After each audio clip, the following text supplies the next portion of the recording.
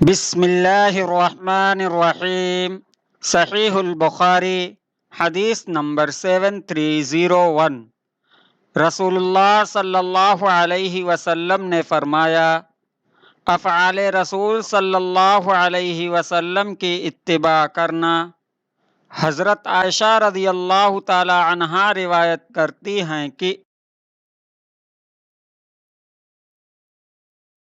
نبی کریم صلی اللہ علیہ وسلم نے کوئی کام کیا جس سے بعض لوگوں نے پرہیز کرنا اختیار کیا۔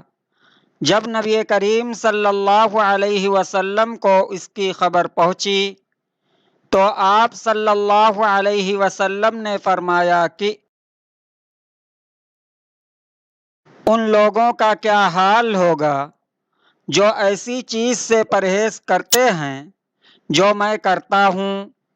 واللہ میں ان سے زیادہ اللہ کے متعلق علم رکھتا ہوں اور ان سے زیادہ خشیت رکھتا ہوں۔ صحیح البخاری حدیث نمبر 7301۔